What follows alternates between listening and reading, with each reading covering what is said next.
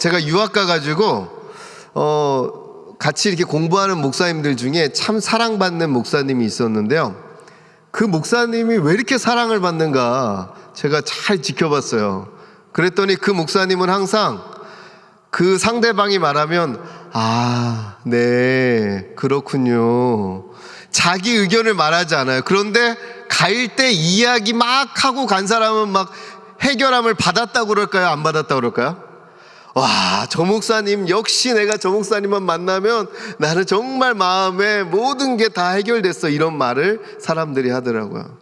다른 사람에게 조언을 먼저 해주는 게 아니라 들어주는 게 먼저다. 정말 욥의 말씀을 지금 계속하고 있는데요, 욥기가 참 쉽지가 않습니다. 정말 순모임 하실 때도 아마 반복적인 거를 지금 우리가 계속하고 있어요. 반복적인 것을 계속하고 있다.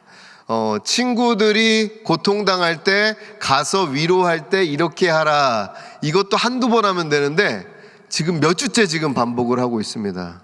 아마 오늘도 또 그런 내용이 있을 것 같아가지고 좀 부담이 됩니다. 자, 1번 말씀과 나눔. 1번, 빌닷은 하나님의 위엄을 내세우며 욥의 불의를 지적하려고 합니다. 25장 1절에서 6절 말씀. 1-1번, 빌닷은 하나님을 어떤 분으로 소개합니까? 저희들 먼저 25장, 욥기 25장, 성경 다 피셨죠? 욥기 25장 1절에서 3절까지 말씀을 한번 같이 읽어보겠습니다. 욥기 25장 1절에서 3절, 우리 세 절의 말씀을 우리 한 목소리로 같이 읽어보겠습니다. 시작. 수아 사람 빌닷이 대답하여 이르되 하나님은 주권과 위엄을 가지셨고 높은 곳에서 화평을 베푸시느니라. 그의 군대를 어찌 계수할 수 있으랴? 그가 비추는 광명을 받지 않은 자가 누구랴. 아멘. 지금 친구들이 계속해서 반복적으로 이야기하고 있습니다. 그 25장 위에 보니까 빌닷의 세 번째 말이다. 지금 욥과 서로 대화를 하는데 서로 막 논쟁을 벌이는데 벌써 세 번째나 논쟁하고 있다. 세 번째나. 근데 그 핵심의 내용은 무엇인가? 1절과 3절 우리가 먼저 읽었는데 우리 그 답을, 줄쳐져 있는 답을 한번 같이 읽겠습니다. 시작. 주권과 위엄을 가지셨고 높은 곳에서 화평을 베푸시며 그의 군대를 셀 수 없고 그가 비추는 광명을 받지 않은 자가 없다라고 소개한다. 자, 그러면 지금 1절과 3절의 빌닷의 말 가운데 하나님께서 이건 틀린 말이야 라고 하는 말이 있을까요, 없을까요? 없다라고 하는 거예요. 특별히 하나님을 높이는 말이라고 하는 거예요. 하나님을 높여드리는 아주 되게 누가 들으면 거룩한 말처럼 들린다라고 하는 것입니다. 거룩한 말처럼 들린다라고 하는 거예요. 틀린 말이 하나도 없다라고 하는 것입니다. 그러면 지금 왜 빌닷은 이런 말을 하고 있을까? 25장에 나타난 빌닷의 말은 이전에 했던 말 중에 가장 짧은데요, 앞에 있었던 욥의 말을 반박하기 위해서 그가 지금 하나님을 찬양하고 있는 것입니다. 어떻게 욥이 말을 했냐면 하나님의 심판은 너무나 정확하지 않다. 악인들은 아직도 잘 숨어 지낸다. 이런 말을 하니까 절대 그렇지 않다. 하나님의 주권은 그렇지 않다. 하나님의 빛은 이렇게 놀랍다. 그것을 우리에게 이야기해 주고 있는 것입니다. 그래서 빌닷은 지금 하나도 틀린 말이 아니다. 자, 2번, 하나님의 속성을 진술하는 빌닷의 의도는 무엇일까요? 이게 중요한 질문입니다. 이 질문에 별표를 쳐보십시오. 하나님의 속성을 진술하는 빌닷의 의도가 뭐냐? 의도가 하나님을 찬양하는데 그냥 찬양 그 자체면은 아무것도 잘못된 게 없죠. 그런데 의도가 있다는 것입니다. 자, 의도. 자, 4절부터 6절 말씀 한번 같이 읽어보겠습니다. 25장 4절에서 6절 같이 읽겠습니다. 시작. 그런즉 하나님 앞에서 사람이 어찌 의롭다 하며 여자에게서 난 자가 어찌 깨끗하다 하랴. 보라, 그의 눈에는 달이라도 빛을 발하지 못하고 별도 빛내지 못하거든 하물며 구더기 같은 사람, 벌레 같은 인생이랴. 지금 하나님을 찬양하려고 말했을까요? 아니면 이 구더기 같은 놈아 라고 말하고 싶어서 말했을까요? 구더기 같은 사람을 말하고 싶어서 지금 하나님의 그 거룩하심과 높으심을 말하면서 사실은 구더기 같은, 너가 구더기 같은 놈이야, 이 말을 하고 싶어가지고 지금 빌닷은 하나님을 높여드렸다라고 하는 것입니다. 그래서 그 답을 보시면 줄쳐져 있는 답을 한번 같이 읽어보겠습니다. 시작. 사람에 불과한 욥이 하나님 앞에 의롭지 못하다는 것을 말하고 싶어서, 이것을 말하고 싶었던 것입니다. 그래서 이 자세한 설명 중간에 보면 뭐라고 나오면, 이유는 욥이 결단코 의롭지 않으며 그는 벌레 같은 존재라는 것을 부각하기 위해서이다. 밑줄 치시기 바랍니다. 그는 벌레 같은 거를 부각하기 위해서. 그리고 마지막 줄 한번 보십시오. 우리는 주의할 필요가 있다. 마지막 줄, 그 다음에 하나님을 향한, 한번 같이 읽어보겠습니다. 시작. 하나님을 향한 고귀한 찬양이 혹시라도 무고한 사람을 정죄하는 수단이 되든지 성찰해 볼 필요가 있다. 우리들이 하는 거룩한 말이라고 할지라도 그것이 혹시 다른 사람에게 상처가 되는지를 살펴보라는 것입니다. 제가 이제 미국에서 이제 유학을 했는데요. 켈빈 신학교에서 유학을 했는데, 거기에는 굉장한 경쟁이 있어요. 왜냐하면 거기서 몇 명만 박사 과정을 이렇게 하는데, 이제 역사 신학이랑 조직 신학을 하는 사람만 이제 거기서 한국 사람은 딱 한 명씩, 딱 2명 뽑거든요. 근데 거기서 공부하는 사람이 한 학년당 한 20명 정도 되는데, 저 같은 성경 신학을 한 사람은 뭐 거기에 뽑히지 않으니까, 박사 이제 그 과정에 뽑히지 않으니까 그 박사 과정에 장학금도 주고 막 그러니까 거기에 뽑히려고 엄청난 경쟁을 막 한단 말이에요. 그런데 거기에서 딱 박사가 됐는데 어떤 사모님이 자기 카톡 프로필에 복 있는 사람은, 그러면서 시냇가에 심은 나무가 막 그런 글을 써놨어요. 그러면 그 글을 본 박사가 안 된 사람이 그걸 보면은 속상할까요? 안 속상할까요? 그렇게 공개적으로 할 필요 없다 이거죠. 왜 카톡 프로필에다가 그러면 자기는 복 있는 사람이고 그 사람들은 악인이에요. 악인? 다른 사람들은 바람에 나는 겨예요, 뭐예요? 그러니까 그렇게 다른 사람에게 우리가 하나님을 찬양한다 할지라도 그것이 혹시 그 다른 사람에게 상처를 줄 수 있다라고 하는 것이죠. 우리들이 가끔씩 팔불출이 될 때가 있습니다. 누구를 생각하면 그렇게 팔불출이 될 때가 있죠? 자녀. 저는 팔불출일까요? 아닐까요? 어떻게 그렇게 잘하세요? 저는 제 자녀를 생각할 때 제 자녀에 대해서 이제 막 칭찬을 하면 그 칭찬이 불편한 사람이 있을까요? 없을까요? 있다는 거예요. 우리 아들은 주일학교에 가면은 학교 선생님들이 맨날 칭찬해. 그러면 주일학교에 가가지고 혼나는 부모가 들으면은 속상해요, 안 속상해요? 우리들이 항상 말을 할 때 그러한 부분까지도 잘 세밀하게 살펴볼 필요가 있다는 것입니다. 특별히 순모임할 때 더 그렇다는 것입니다. 우리가 하나님을 찬양하고 우리에게 있었던 기쁜 일을 나누는 건 좋은데 그것들이 너무 과하지 않기를, 정말 그것들이 너무 과하지 않기를 바랍니다. 자, 나눔 1번을 보시면 이 질문은 그렇게 적당한 질문이 아닌 것 같습니다. 욥기서에서 이 질문은 우리가 이것을 나눌 필요가 없을 것 같습니다. 오히려 나눔 2번이 이 자리에 들어와야 돼요. 나눔 2번이. 그러니까 말씀과 나눔 1번하고 2번하고 그 다음에 나눔 2번을 해주시기 바랍니다. 나눔 2번으로 한번 넘어가 보겠습니다. 나눔 2번. 자, 우리 한번 나눔 2번 문제 같이 읽어보겠습니다. 시작. 빌닷의 신학이 옳을지 몰라도 욥을 향한 그의 발언은 옳지 않았습니다. 옳은 신학이 누군가에게 비수가 되는 경우를 본 적이 있다면 나눠봅시다. 또 그런 잘못을 저지르지 않으려면 무엇을 고려해야 하는지 이야기해 봅시다. 저는 아무튼 참 감사한 분이 있는데, 이렇게 항상 이런 얘기가 나올 때마다 저에게 예화거리를 주신 그분에게 참 감사를 드립니다. 기도하라는 말은 참 좋은 말인가요? 아닌가요?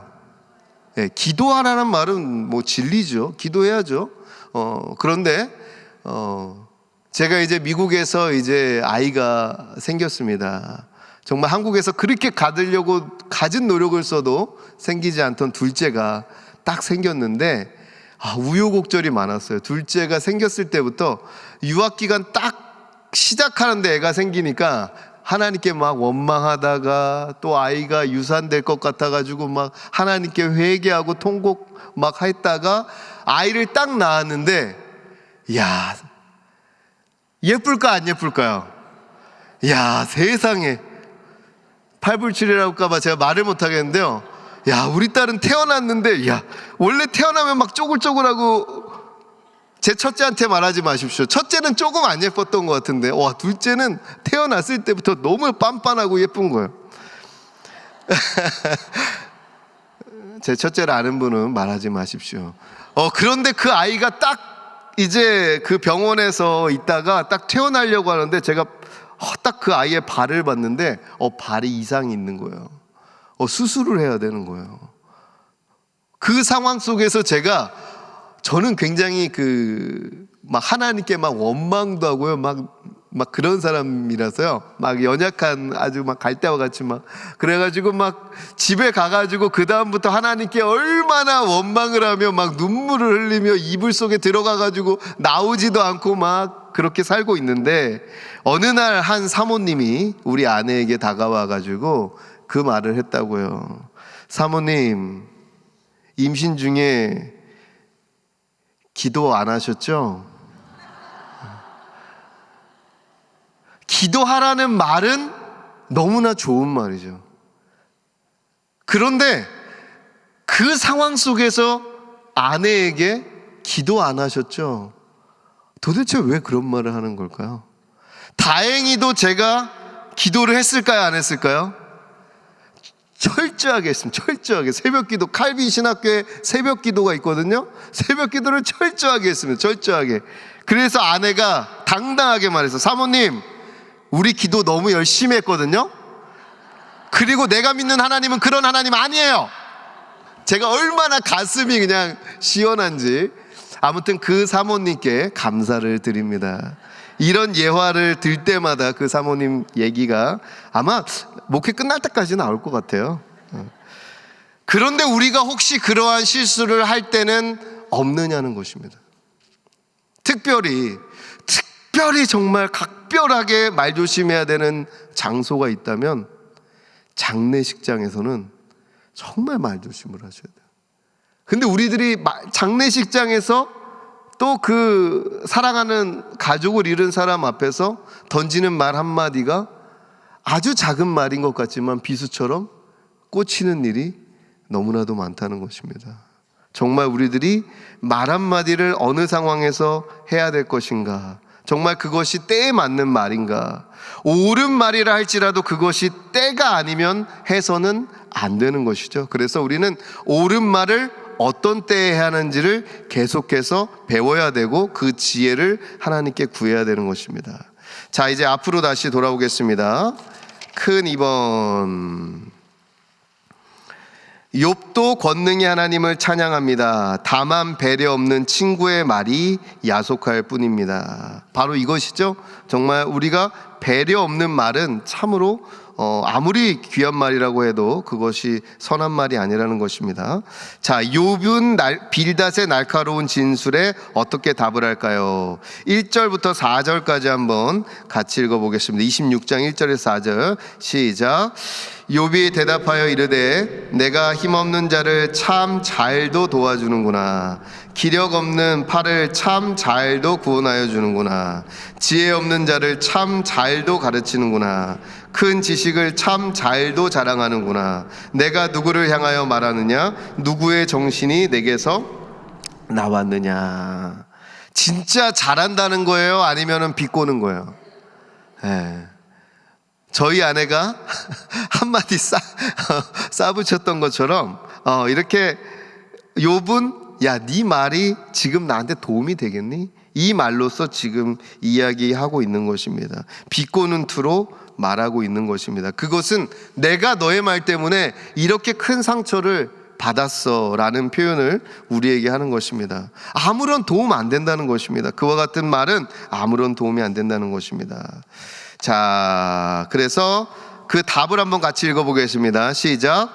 욥은 반어법을 사용해서 빌닷의 말이 자신에게 아무런 도움이 되지 않으며 어리석을 뿐이라고 지적한다. 네, 욥이 그렇게 반응하고 있다. 자, 2번 2-2번. 욥은 하나님의 위대한 권능이 어디까지 닿았다고 말하고 있을까요? 네, 5절부터 9절까지 한번 같이 읽어보겠습니다. 시작. 죽은 자의 영들이 물밑에서 떨며 물에서 사는 것들도 그러하도다. 하나님 앞에서는 수월도 벗은 몸으로 드러나며 멸망도 가림이 없음이라. 그는 북쪽을 허공에 펴시며 땅을 아무것도 없는 곳에 매다시며 물을 빽빽한 구름에 싸시나 그 밑에 구름이 찢어지지 아니하느니라. 그는 보름달을 가리시고 자기의 구름을 그 위에 펴시며. 아멘. 지금 빌닷이 했던 하나님의 위대하심의 찬양보다도 어때요? 표현이 더 아름답지 않은가요?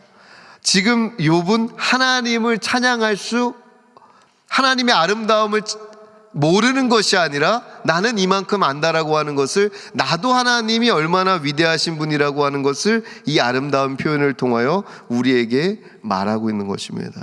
빌닷과 한번 비교해 보시면 얼마나 아름다운 말로 지금 이야기하는지 알 수 있습니다. 자, 3번. 욥은 하나님이 어떤 세력까지 통제한다고 말하고 있을까요? 10절부터 14절 한번 같이 읽어보겠습니다. 시작. 수면의 경계를 그으시니 빛과 어둠이 함께 끝나는 곳이니라. 그가 꾸짖으신즉 하늘 기둥이 흔들리며 놀라느니라. 그는 능력으로 바다를 잔잔하게 하시며 지혜로 라합을 깨뜨리시며 그의 입김으로 하늘을 맑게 하시고 손으로 날렵한 뱀을 무찌르시나니 보라, 이런 것들은 그의 행사의 단편일 뿐이요 우리가 그에게서 들은 것도 속삭이는 소리일 뿐이니 그의 큰 능력의 우레소리를 누가 능히 헤아리랴. 하나님이 얼마나 위대하신 분인지, 하나님은 누구까지 다스리시는지, 어느 것까지 다스리시는지를 분명하게 이야기하고 있는 것입니다. 그 표현들이 하나같이 빌닷의 말보다도 더 깊이가 있고 더 아름답다는 것입니다. 몰라서 그런 것이 아니라는 것입니다. 몰라서 그런 것이 아니라는 것입니다. 자, 그러면 나눔 3번 질문 한번 같이 읽어보겠습니다. 나눔 3번 질문 같이 읽겠습니다. 시작.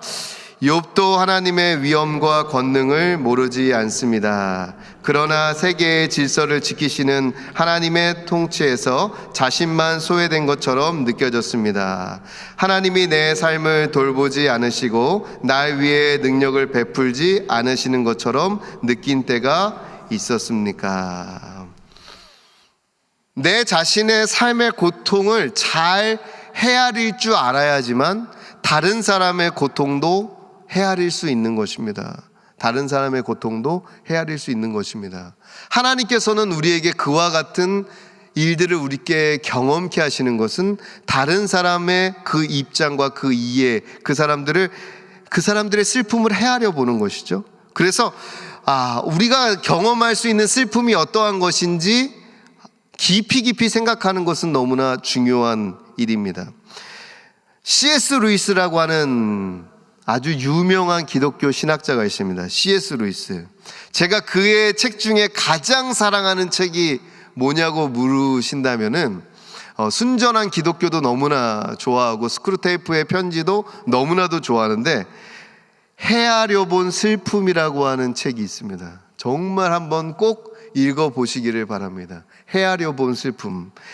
헤아려 본 슬픔이라는 책은 어떤 책이냐면, C.S. 루이스는 평생 독신으로 살았거든요. 근데 결혼을 언제 했냐면 59세에 결혼했어요. 59세.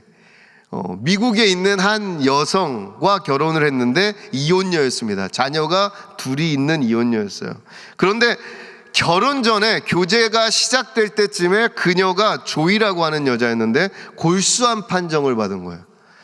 그럼에도 불구하고 너무나도 사랑해서 결혼을 했습니다. 결혼을 하고 2년 후에 다시 그 암이 재발되어서 1960년 57년에 결혼했는데 60년에 소천한 거예요. 그때 C.S. 루이스가 일기처럼 쓴 겁니다. 자기의 슬픔이 어떠한 것인지에 대해서 쓴 글이 헤아려 본 슬픔입니다. 정말 내가 다른 사람의 슬픔을 한번 깊이 있게 한번 내가 알고 싶다 하시면 헤아려 본 슬픔이란 책을 한번 꼭 읽어보시기를 바랍니다. 그런데 C.S. 루이스의 가장 그 일생을 다루는 영화 중에 섀도우랜드라고 하는 영화가 있거든요. 섀도우랜드. 근데 그 영화를 보면 C.S. 루이스가 전반부에는 어떤 사람이었고 후반부에는 어떤 사람인지를 이렇게 보여주는데, 그 전반부와 후반부를 가르는 책이 바로 첫 번째는 고통의 문제라고 하는 책이고, 헤아려 본 슬픔이라는 책이에요. 그는 고통의 문제라는 책을 가지고 사람들에게 엄청나게 많은 강연을 했어요. 왜냐하면 이 고통 때문에 수많은 사람들이 이렇게 하나님이 정말 의로우시다면 어떻게 하나님이 믿는 백성들의 삶 가운데 고통이 있을 수 있느냐 하는 질문이 많았기 때문에 그 질문에 대한 답으로서 고통의 문제라고 하는 아주 중요한 책을 썼는데, 그가 강연을 다니면서 고통을 뭐라고 표현했냐면, 고통은 귀가 먹어버린 세상을 향한 확성기와도 같다. 너무나 귀가 멀어서 하나님이 고통을 주지 않으면 그 사람이 다시 하나님께 돌아오지 않으니까 하나님께서 확성기를 가지고 너 정신 차리라고 하는 것이 고통이다라고 하는 그러한 이야기를 했다는 거예요. 고통의 문제라는 책에서. 그러니까 자신의 인생의 기독교인의 삶의 고통의 문제에 대해서 굉장히 많은 묵상을 하고 거기에서 나온 책이 고통의 문제인데, 거기서는 고통이라는 거는 사람들이 정신 못 차리니까 그의 귀에다 대고 정신 차리라고 하는 하나님의 확성기와 같은 거야. 이런 아주 강한 표현을 했다라고 하는 거예요. 그런데 C.S. 루이스가 정작 자신의 일평생 처음으로 사랑했던 그 여인과 결혼을 하고 나서 이미 그 여인이 그렇게 죽을 수 있다는 것도 알았지만 2년 뒤에 그녀가 죽었을 때 그가 헤아려 본 슬픔을 썼어요. 어떻게 썼을까 한번 잘 들어보십시오. 이 고백을 잘 들어보십시오. 정말 이 사람이 하나님을 믿는 것인가 안 믿는 것인가. 그가 이렇게 고백합니다. 하나님은 어디 계시는가? 이렇게 묻는 것은 매우 걱정스러운 증상이다. 행복할 때는 행복에 겨워서 하나님이 필요하다는 생각조차 하지 않는다. 너무 행복해서 그분이 우리를 주장하시는 게 간섭으로 여겨지기조차 하는 그때, 우리가 스스로의 잘못을 깨닫고 그분께 감사와 찬양을 돌리면 두 팔 벌려 환영받을 것이다. 그러나 다른 모든 도움이 헛되고 절박하여 하나님께 다가가면 무엇을 얻는가? 면전에서 꽝 하고 닫히는 문, 안에서 빗장을 지르고 또 지르는 소리, 그리고 나서는 침묵, 돌아서는 게 더 낫겠다. 오래 기다릴수록 침묵만 뼈저리게 느낄 뿐 창문에는 불빛 한 점 없다. 빈집일지도 모르겠다. 누가 살고 있기나 했던가. 한때는 그렇게 보였다. 그때는 꼭 누가 있는 것처럼 보였으나 지금은 정말 빈집 같다.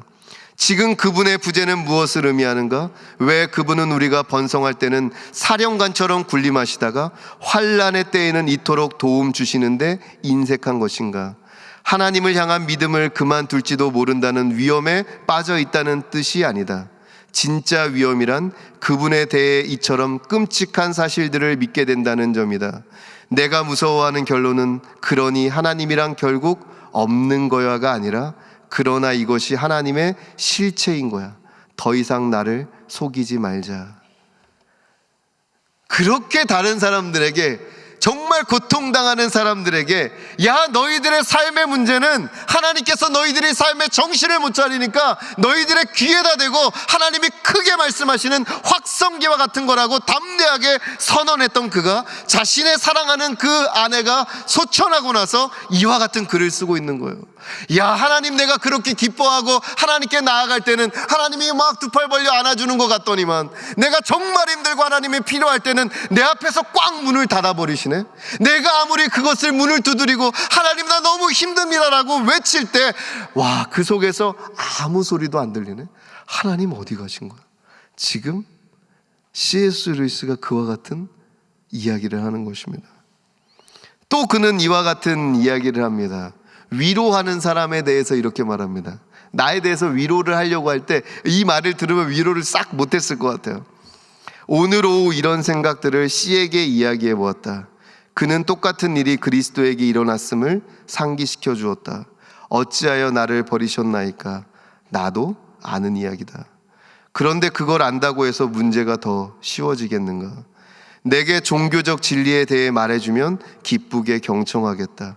종교적 의미에 대해 말해주면 순종하여 듣겠다. 그러나 종교적 위안에 대해서는 말하지 말라. 당신은 모른다고 나는 의심할 것이다. 물론 당신이 순전히 지상의 용어로 그려진 요단강 건너 가족의 재회 등에 대해 모두 글자 그대로 믿고 있다면 다른 문제다. 그러나 그것은 성경과 전혀 상관이 없으며 덜 떨어진 찬송가나 석판화에서 나온 것들이다. 성경에 그에 대한 이야기는 없다. C.S. 루이스는 이와 같이 다른 사람이 들려주는 위로가 위로로 안 들린다는 거예요. 그 말을 들을 때 오히려 화가 난다는 거예요. 야, 그딴 소리 집어치워 라고 쏴붙이고 싶다는 거예요. 지금 욥도 그와 같은 상황이라는 것입니다.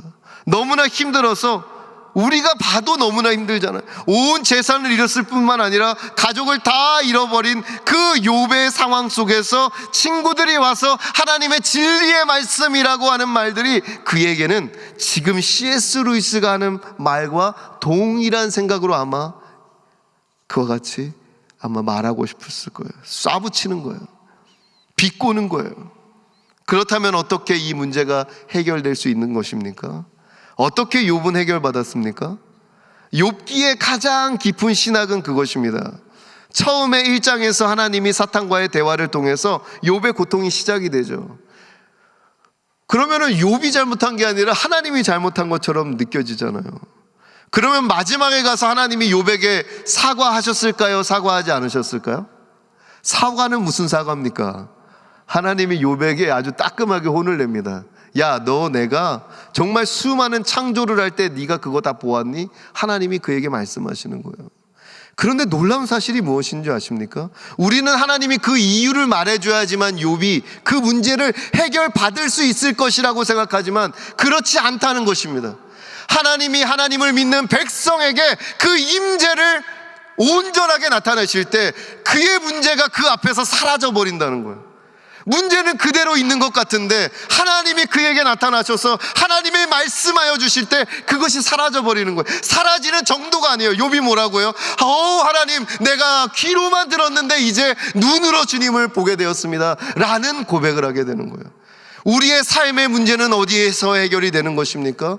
우리의 가장 심각한 문제, 가족의 문제, 정말 우리의 사랑하는 사람을 떠나보내는 문제는 어디에서 해결이 되는 것입니까? 다른 사람들의 위로의 말로 해결이 되는 것이 아니라 하나님이 그의 삶 가운데 직접 찾아와 만나주실 때 그것이 해결된다라고 하는 것이에요. 따라서 우리는 고통당하는 사람들을 위해 어떻게 해야 되는 것입니까? 섣부른 말이 아니라 하나님,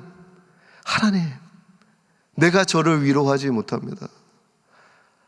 나는 못하지만 욥을 만나주셔서 욥의 문제를 해결해 주셨던 하나님께서 그 고통의 현장 가운데 주님께서 찾아가 주셔서 하나님 그를 만나주십시오. 기도하는 것이죠. 성경에 보면 하나님께 원망하는 기도들이 나와 있습니다. 원망하는 기도. 시편 88편과 같은 말씀이 그와 같은 말씀 중에 하나입니다. 욥이 여기서 말한 말도 되게 심각해요. 하나님, 나 차라리 왜 여기서 살게 해주셨어요? 나 그냥 엄마 태 속에서 죽여버렸으면 너무 좋았을 것 같은데 하나님, 나 왜 여기 나오게 하셔가지고 나 왜 이렇게 고문하시는 거예요? 나 왜 이렇게 힘들게 하시는 거예요? 하나님을 향한 원망과 비난의 정말 수위가 너무 높은데 그 이야기가 여기 다 담겨 있잖아요. 왜 하나님의 말씀 가운데 그와 같이 하나님을 모욕하는 것 같은 그 말씀이 왜 담겨 있는 걸까요? 우리에게는 굉장히 큰 질문이죠. 이에 대해서 한 목사님은 이렇게 설명을 했습니다. 성경 속에 이렇게 하나님을 향한 도가 넘는 기도가 존재한다는 것은 하나님의 헤아리심에 대한 증거다.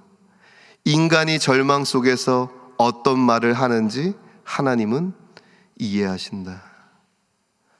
하나님이 왜 우리에게 이와 같은 욥의 불평과 원망 이러한 것들을 성경에 담아 놓으신 것입니까? 하나님께서는 그러한 기도도 받으실 만큼 넓으신 분이라는 겁니다. 제가 아이가 딱 그렇게 태어났을 때 하나님께 원망했어요. 침대에 누워가지고 정말 나오지도 않았어요. 막 정말 하나님께 얼마나 수많은 것들로 하나님께 원망했어요. 그런데 하나님께서 저에게 딱 저를 만나 주셨을 때, 하나님께서 예수 그리스도를 통하여 저를 딱 만져주셨을 때 제가 회복이 됐을까요? 안 됐을까요? 회복이 되는 거예요. 회복이 되는 거예요. 다른 사람들의 말로는 위로가 안 되는 거예요. 다른 사람들의 말로는 위로가 안 되는 거예요. 그때 저에게 위로가 되었던 사람은 저와 똑같은 상황인 사람의 말이 저에게 위로가 되더라고요. 제가 완전히 퍼져가지고 누워있다가 이제 나가가지고 도서관에 있는데 공부가 되겠습니까? 공부가 안 되는 거예요. 한국에 있는 형에게 전화를 하는 거예요. 형, 나 아이가 이렇게 태어났는데 이런 문제가 있네. 어떡하지? 근데 하나님은 그렇게 역사하시는 거예요. 그 형이 저한테 말하는 거예요. 야, 석훈아, 그래? 야, 너 너무 힘들겠다. 나도 그랬어. 우리 아이도 태어났을 때 그런 문제가 있었어. 야, 그런데 석훈아, 그 아이가 지금 어떤 운동을 제일 잘하는지 알아? 발로 하는 운동을 제일 잘해. 걱정하지 말자. 그런데 그 아픔을 겪었던 그 형의 말이, 야, 그렇구나. 하나님은 우리에게 이와 같이 회복시켜 주십니다. 다른 사람의 회복을 우리의 말로 하려고 하지 마십시다. 우리의 말로 회복하는 것이 아니라 하나님이 하나님의 때에 그들을 회복시켜 주실 것입니다. 그 하나님께 나아가 슬퍼하는 사람들을 위로하는 주님의 백성들 되시기를 주님의 이름으로 축복합니다.